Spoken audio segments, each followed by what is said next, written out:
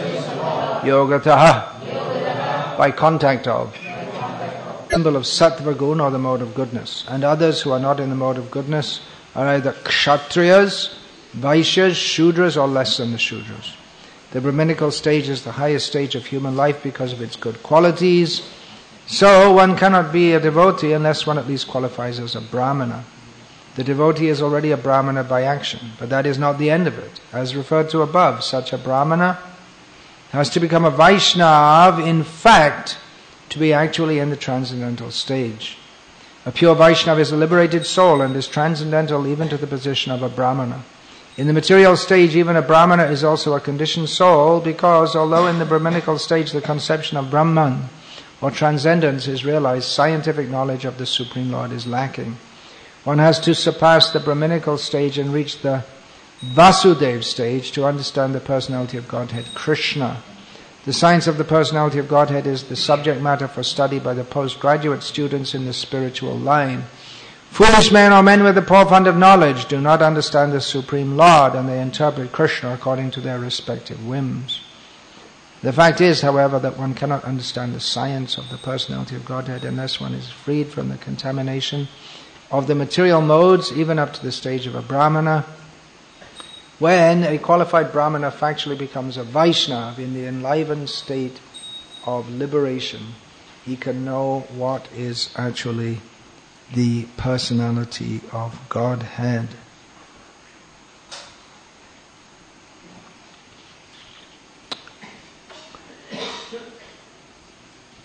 Om Jnana-timirandhasya Jnananjana Shalakaya Chakshurmilitam Yena Tasmai Shri Gurave Namaha.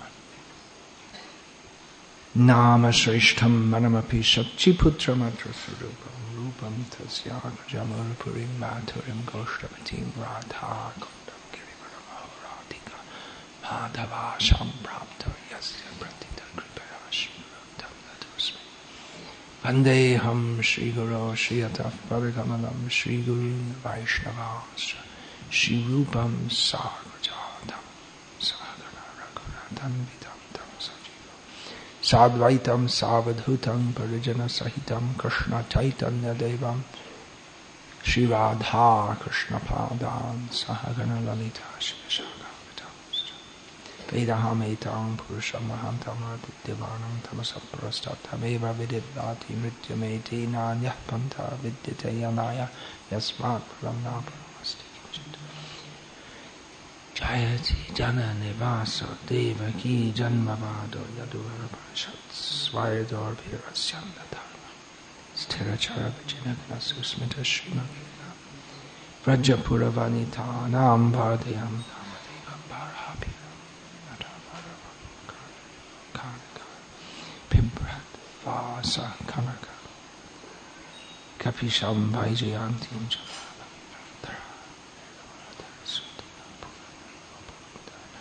Vrindaranyam Svapadaramanam Pravishat Kita Kita Shri Radhaya Pranayamahima Kidusha Vatnayai Vaswadya Vinat Buddhamadharima Kidusha Vavadiya Sokyam Chasya Malabhavata Kidusha Vedilo Bhad Talbhavardya Samajanisham Tsigarva Sindhu Harindu Hare Krishna Krishna Krishna Hare Hare Hare Rama, Rama Rama, Hare Hare.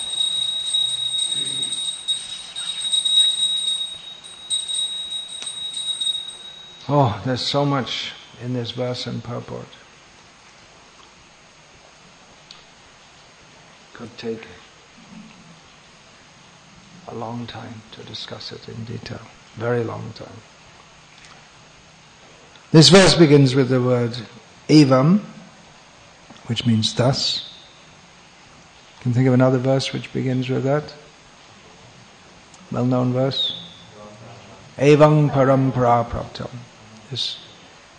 This science was thus received. The syntax is a little different in Srila Prabhupada's translation, as is normal in translating. So this thus comes after describing how a person hears about Krishna, becomes purified, and then prasanna manaso. Prasanna manasaha. You can all understand what this means. The word prasanna and manna are both in Indian languages up to the present day. Means a happy mind. Srila Prabhupada translates this as the mind has been enlivened. Prasanna Bhagavad Bhakti Yogata. Yoga, he translates this here as contact. By contact with devotional service to the Supreme Lord. So I thought to speak on this verse this morning, after we had a very enlivening Mangalarti Kirtan with devotees jumping and singing, definitely very enlivened, and several young men here this morning who weren't here yesterday morning, who appear to be enlivened by contact with devotional service, which means by contact with devotees. The same word is there, that bhaktistu bhagavad bhakta sangena parijayate. Devotional service, bhagavad bhakti, which is described here, bhagavad bhakti, devotional service to the Supreme Lord, comes about by contact with devotees, bhagavad bhaktas, to mix Sanskrit with English as is commonly done. So this devotional service is enlivening. In the previous verse spoke of tada rajas tamo bhava kama lobhadayasche. Spoke of the state of material consciousness. This is spiritual consciousness. Prasanna manasaha. Brahma bhuta prasannatma nashochati nakangshati. This is also described in Bhagavad Gita, the state of spiritual consciousness in which the mind is enlivened. There's no hankering or lamenting. On the material platform of Rajagun, Tamagun, Tada Rajastamobha, Kama and Lobha, of material desire and greed, this is always characterized by hope and disappointment.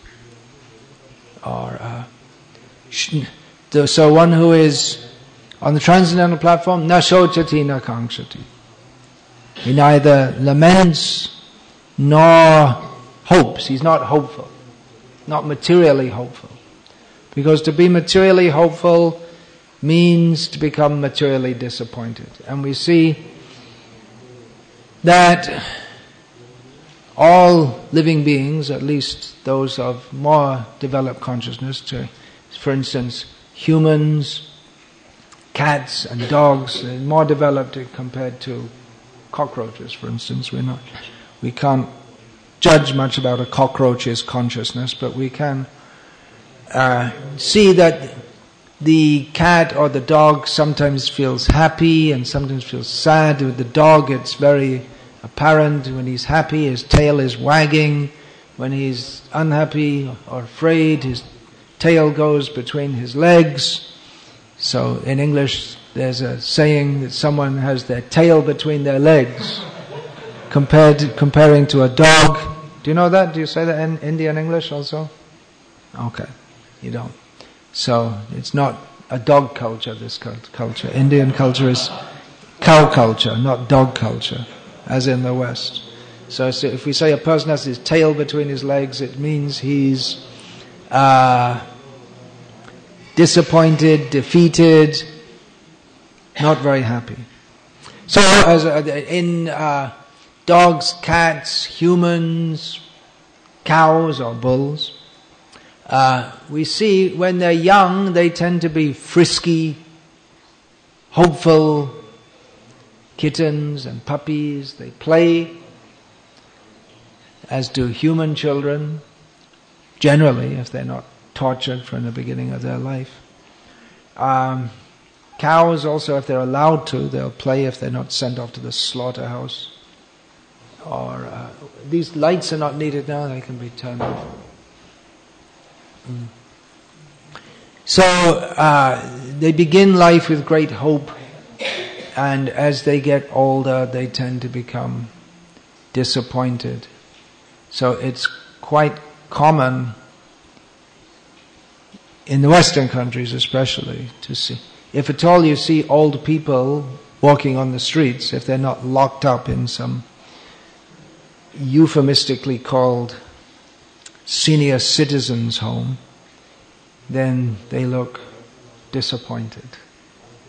The color has gone from their face, the brightness has gone, and they're just waiting to die.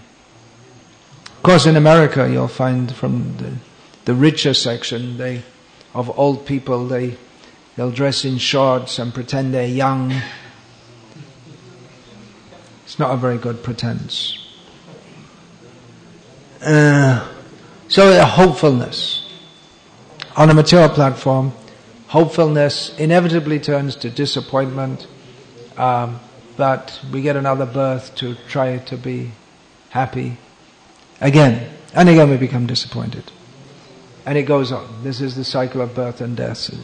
In brief, it's called Punarapi Jananam, Punarapi Maranam, Punarapi Janani Jatare Shayanam. Well known lines from Shankaracharya, who the Mayavadis, although we don't accept the ultimate stage of their philosophy, they're also very expert in analyzing the condition of material existence. But they're very inexpert in analyzing the condition of spiritual existence. So they got the beginning of the equation right, but then they got the rest of it wrong. So we can go along with them to some extent. Anyway, Punarapi Jananam, Punarapi Maranam, it means again and again getting born and again dying. And that's just a summary of all the disappointed hopes and the struggles and the material attachments which bind us up in this material world, and the whole condition of material existence. If you want a thorough understanding, go to any library and read all the books. And all the books, they only describe, well, Kami library. The books, they just describe this material world in various categories such as science and sociology and history and novels and so on and so on and so on. Please go wash your hand after putting it in your mouth. We have some spiritual, no, it's actually material education going on here, but it's required also. So there's really nothing to get enlivened about if one is slightly intelligent. But as Srila Prabhupada points out in the beginning of this purport, quoting from Bhagavad Gita, very few people in this world are actually intelligent, and that includes, my dear friends, Herr Einstein, unintelligent. Materially intelligent, studying things that were not worth studying to the extent that he studied it. He would have been better to use his intelligence to apply it to spiritual knowledge. But actually, you don't have to be as intelligent as Einstein. Any simple person can become more intelligent than Einstein simply by asking the right questions and seeking the right answers. It doesn't require highly developed intelligence. It does generally require association with devotees. And without that, even if one asks the right questions and intuits, in other words, gets direction from the Super Soul, as to the right answers, he's still likely to go on the wrong path. The prime example is the Buddha. Of course, he's Vishnu avatar, but he's playing the role of a truth seeker who intuitively understood, or by he did manana nididhyasana without shravana.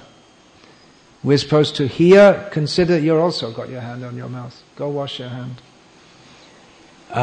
we're supposed to hear from Shastra and then try and understand it and then try and internalize it.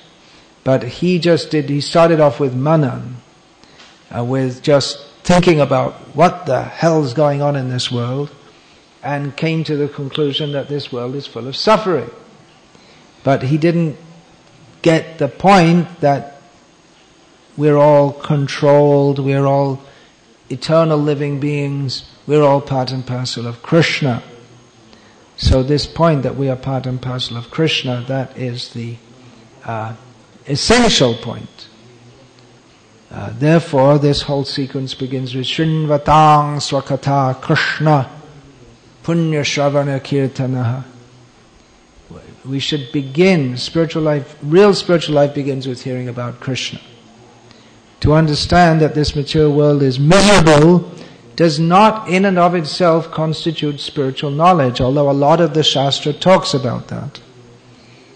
But even complete materialists can come to that conclusion, and if a materialist comes to that conclusion, he therefore, if he wants to take it philosophically further, concludes that, well, this whole world is meaningless.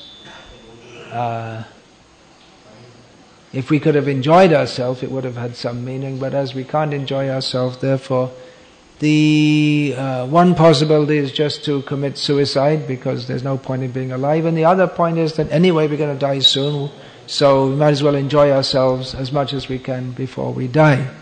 So these are both symptoms of hopelessness. Either we become philosophical or not philosophical, we're in a situation of hopelessness until we come to the point of association with devotees and hear from them. Then we can become enlivened by devotional service. So, as I said, I saw all these enlivened young men. That enlivenment, there may be some element of puppiness in there. In other words, young people tend to be lively. So that's being channeled into Krishna consciousness, but to actually come to the spiritual platform, then we have to imbibe Bhagavat Tattva Vijnanam. We have to imbibe knowledge, scientific knowledge of the personality of Godhead, by which Mukta Sangasya Jayati, by which we become free from the Rajoguna, Tamoguna, even the Sattva-guna, and the lust and greed of this world. Then we can actually, every drop of you, when they've squeezed every drop of blood out of you, they throw you on the side and bring someone else in to squeeze. You should also go wash your hand. Please everyone learn, don't put your hand on your mouth. This is supposed to be taught in childhood from the age of about 6 months. That's why one reason I'm reluctant to give Brahminical initiation.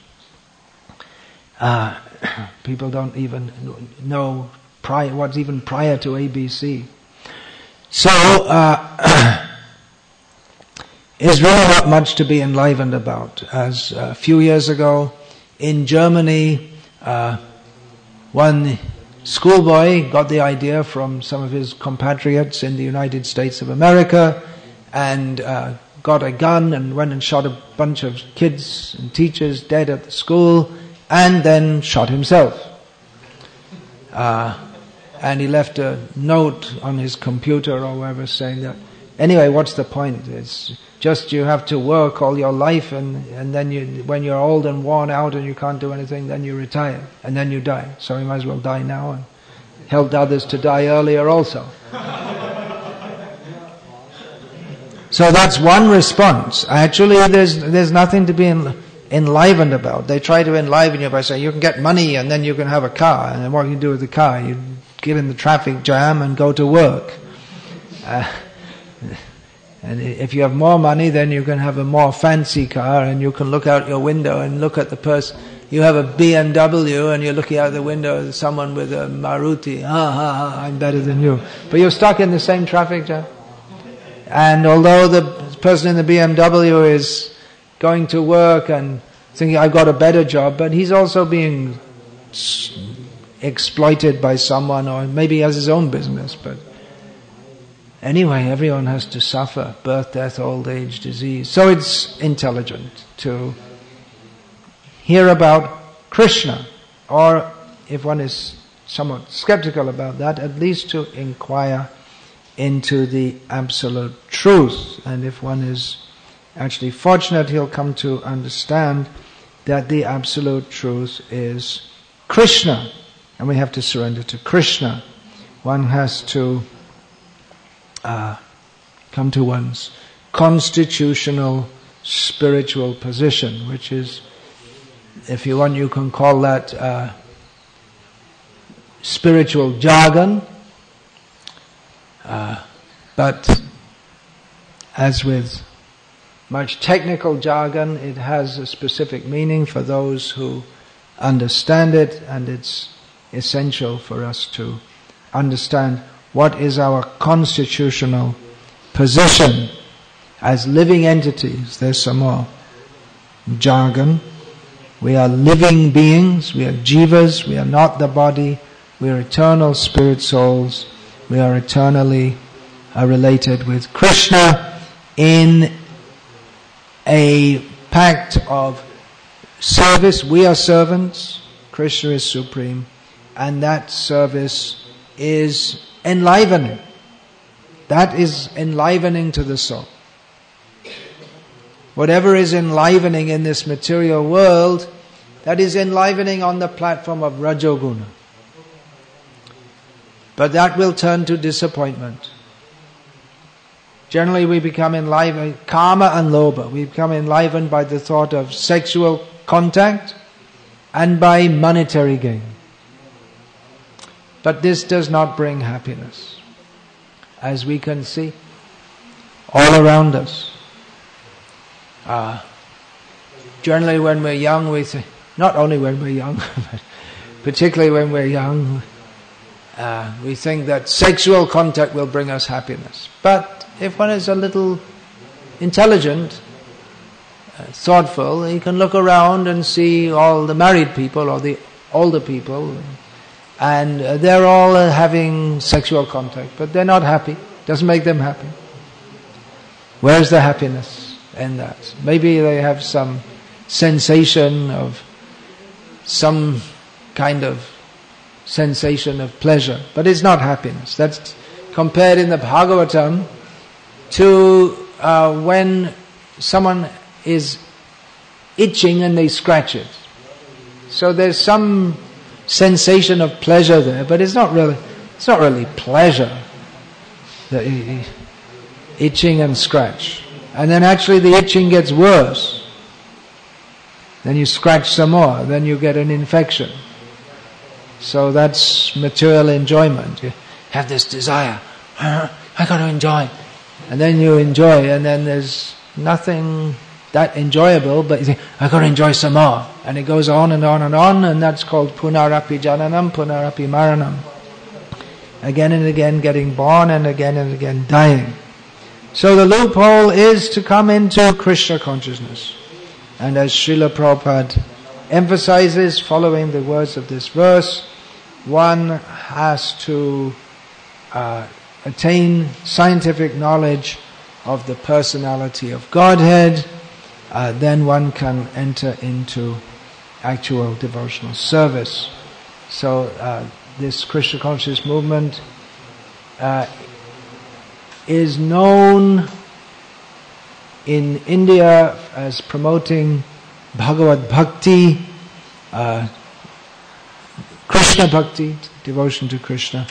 But it's not well known, maybe among many of its members also, that it's not just Krishna Bhakti in some kind of amorphous way or vague way, but specifically devotional service which is enriched with transcendental knowledge. Srila Prabhupada, he uses that term, enriched with, devotional service enriched with, in his translation of the verse, which begins Vairagya Vidya Nija Bhakti Yogam, that Chaitanya Mahaprabhu has come to offer devotional service to himself, which is enriched with renunciation and knowledge.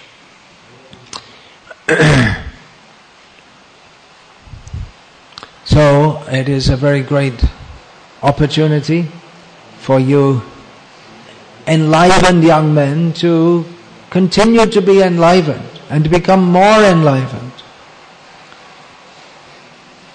by studying and understanding the science of Krishna and distributing that to others. It is a great opportunity that you have to perfect your human life. Srila Prabhupada quotes here, he doesn't give the Sanskrit, Marushanang sahasreshu kaschid yaditi siddhaye yatatam api siddhanang kaschin mang veti tatvataha. Out of many thousands of men, Krishna says, hardly one endeavors for perfection, and even of those who do attain perfection, hardly one knows me in truth. This is a great opportunity which is being offered to come out of this cycle of birth and death, which is just like being crushed, birth after birth, and come tamasima jyotir gamaya. Have you all heard that? You've all heard that line? All you young boys coming from the college, have you heard that line? Tamasima jyotir gamaya. Yes or no? No. You've heard it. Not all of you have heard it. I think from a generation previously, everyone would have heard it. But in the next generation, they don't know. A few years ago, I was giving after giving a lecture in, I believe it was South Gujarat somewhere. It was a group of, must have been pious Hindus had come. And in the lecture, I'd spoken quite a lot about the three modes of material nature, Sattva Gun, Rajagun, Tamagun, and then Chaitanya Mahaprabhu Das, who was present at the program. I think it was in Valsad, or Vapi. No, Valsad, I believe it was. Anyway, wherever it was. Then he, who has a lot more experience than myself in preaching to such groups in Gujarat, told me that, said actually people don't know what Sattva Gun, Rajagun, Tamagun means. I thought, oh, really? I've been preaching in India and related countries for so many years, and when I started out in the 1970s, and we'd speak of this, and then everyone knew what it meant, but I was stuck in a time warp. The world had changed, and I hadn't, and I wasn't aware that even pious Hindus, pious, I guess, nowadays means they watch Astar and Samskar channel. That's pious. They don't know what these things mean. Anyway, getting back to that. Tamasi ma jyotir gamaya. The Vedic injunction. Come out of, don't go to darkness, come to the light. Utishta, jagrata, prapya, varan, nibodhata. This is another way of saying it is, get up, wake up, and this means spiritually. Attain that boon. Boon, do you all know what that means? Boon, benediction, vara in Sanskrit. Vara means benediction, it means the best, it means a husband. Here it means a benediction, a boon. Benediction. I'm not sure if there's such a word in English except in ISKCON. Become aware, nibodhata. Become aware of that which is attainable, that boon which is attainable. So, as is often in the Upanishads, it doesn't, not exactly specific what that is, but that boon is yadgatvana nivartante tadhama paramam mama, to go to that place where having gone one never comes back. That is to go back home, back to Godhead, to go to the spiritual world, to go to Krishna. You can go. Where do you want to go? It used to be that people want to go to America. Do they still want to go to America? Still going on? They didn't realize yet that America's on the way down, fast. Still want to go to America. Yeah, okay. Well, still the IT professionals in India, many of whom are from India, are earning considerably more than the average American. If you take out the top 1%, especially, because if you add in the top 1%, then the average American income goes up a lot. If you take out the 1% who have 80% of the wealth of the country, then yeah, it's becoming less than one. The 1% is becoming less, and the 80% is going up. In other words, the very rich are getting richer, and everyone else is sharing out the remnants, the bits of the dog's bones which the big dog left behind. So Indian IT professionals are earning more, so you still want to go there. All right, well, we've got a much better place for you to go, and that's called the spiritual world, Vaikuntha, Golok, Vrindavan. And how to go there? Chant Hare Krishna and study Bhagavad Tattva Vijnanam. Study this knowledge of Krishna consciousness and give it to others also. The people are suffering miserably. People may think today, oh, so much rain, it's so miserable. At least in England, when it rains, people think it's miserable, which is a lot of the time. Maybe in India, when it rains, people think, good, at last some rain. We need some rain. But in England, rain is considered not very desirable. At least they used to tend to get too much of it. But if you're thinking that it's raining and it's wet and cold and it's miserable, well, we have some news for you. There's a lot worse misery. Getting old is miserable. Dying is miserable. Getting reborn is miserable. Everything in this material world is miserable. Desire, that hope that we have, the hope that we will be happy. The more we hope that we'll be happy, the more we suffer. So, come to the platform of spiritual knowledge. You all have a great opportunity, having come in contact with this Krishna consciousness, to cut out of this cycle, born again, die again. If we do a speeded up film of our existence, we'll see it's a bird, it's an insect, it's a snake, it's a chimpanzee. Who are you? My name is Alok Chaudhary. And then it's a pigeon. It goes on and on. Alok Chaudhary becomes a pigeon. According to Srila Prabhupada, someone who's... According to Srila Prabhupada means it's a fact. Someone who's inordinately inclined to sexual activity while in the human form is likely to become a pigeon. Could also become a chimpanzee. There are alternatives. It's complex exactly how the karmic results work out. Or it could become a chimpanzee and then a pigeon. That's also quite possible.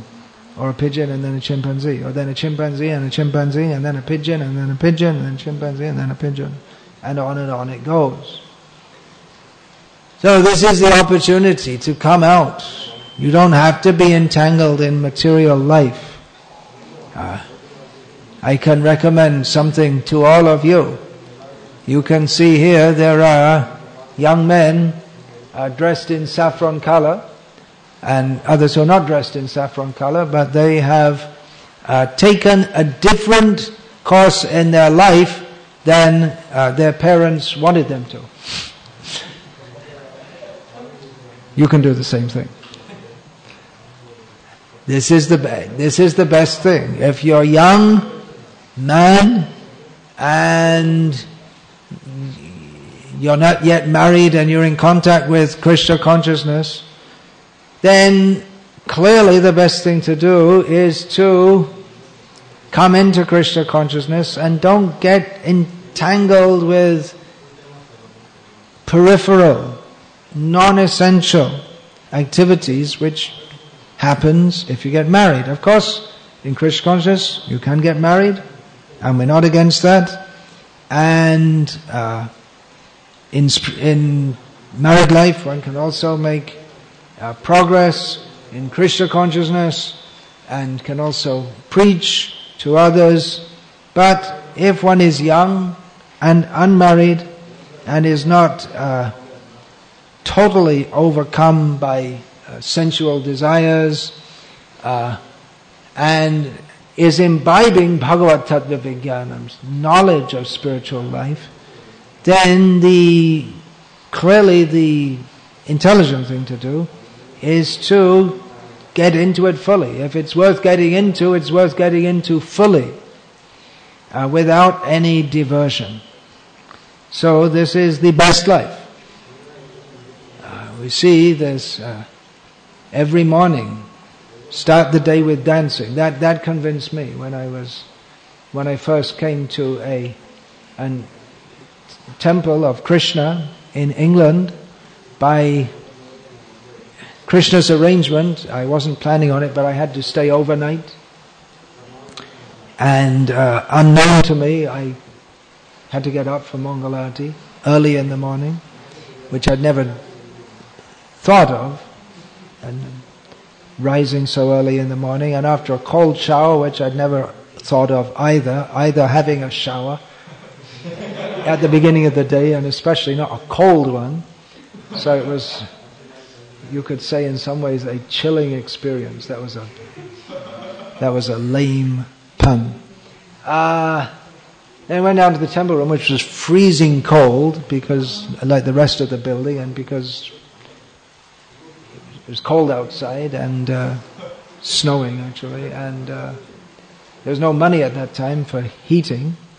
And then I saw everyone is dancing in the kirtan. I thought, they do this every day. They get up every morning and they're dancing for God. This is something special. These are not ordinary people. And I could already see that by the shaved heads, which at that time was unusual, especially with a tassel at the back. But that they're clearly enlivened, not on any physical intoxication, but clearly enlivened and happy, very happy, to rise early every morning and sing and dance and play musical instruments before the extraordinarily beautiful deities. This is something amazing. This is clearly a different level of consciousness altogether. These people are they're not in the same consciousness as the enjoyers of this material world, who are miserable, even if they sometimes put on a veneer of happiness.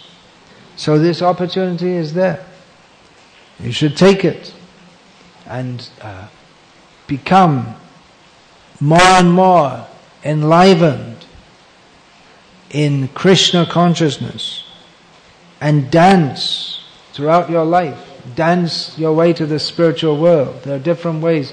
Some people do it by meditation, austerities, over many lifetimes. But Chaitanya Mahaprabhu's process is go to the spiritual world by dancing. And when you get there, what do? More dancing. Dancing is the ultimate expression of happiness. Therefore it's stated in Sri Brahma Samhita, Katha Ganam Natyam Gamanam, that speaking is singing. So if someone becomes very happy, then they'll spontaneously start singing. And if someone is very happy, they'll they won't walk. When they walk, they'll get into a bit of a jig, where we see that children quite often, when they just do some spontaneous dancing, and not even devotee children, but just they feel enlivened.